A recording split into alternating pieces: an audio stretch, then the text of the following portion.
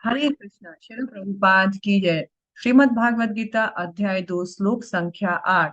न हि प्रपश्यामि ममाप्नुधात यच्छोकमुक्षोणमिन्द्रियाणम् अवाप्य भूमा वसपन्न समृद्धम् राज्यं सुराणामपि चाधिपत्य।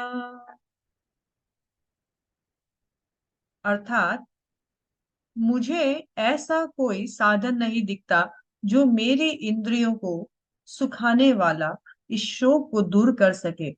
स्वर्ग पर देवताओं के अधिपत्य की तरह इस धन धान्य संपन्न सारी पृथ्वी पर निष्कटंक राज्य प्राप्त करके भी मैं इस शोक को दूर नहीं कर सकूंगा।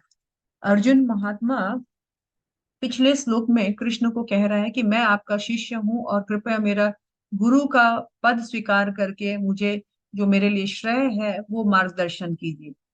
इस पर अर्जुन को संदेह हो सकता है कि भगवान कहीं ये ना बोले कि भाई हम तो सखा है और हम तो भातृ संबंध रखते हैं, तो मैं तुम्हारा गुरु कैसे बन सकता हूँ। अर्जुन उससे पहले ही भगवान को बता देना चाहता है कि देखिए, मैं आपको, भगवान अगर ऐसे सोच बोले कि तुम किसी साधु के संग में जाओ ना, उनसे उनकी शरण में जाओ, उनसे शिक्षा लो, तो अर्जुन क्लियर करना चाहते हैं भगवान को पहले ही बोल करके कि तीनों लोक में मुझे आपके अलावा ऐसा कोई अन्य व्यक्ति नहीं दिख रहा है मैं जिसकी शरण में जाऊं और मेरे शोक दूर हो जाए, मुझे उचित मार्गदर्शन किया जाए। इसीलिए मैं आपकी शरण में आया हूं।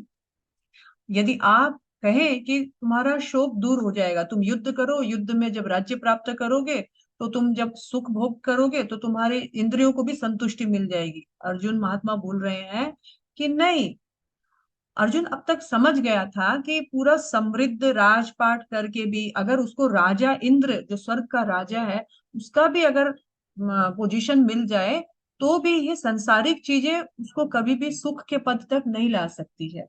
अर्जुन बोल रहे हैं भगवान को कि मैं इस शोकाकुल पोजीशन में इतना व्याकुल हूं कि मैं आपके अलावा और किसी के शरण में जाने के लिए उपयुक्त व्यक्ति नहीं देख पा रहा।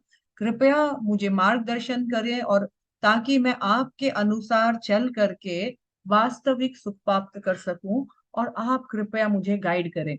अर्जुन महात्मा यहाँ भगवान की शरणागति के अलावा और कोई दूसरा विधि नहीं देख रहे हैं जिससे इस वक्त उन्हें शांति प्राप्त हो सके। हरे कृष्णा। श्रील प्रभुपाद।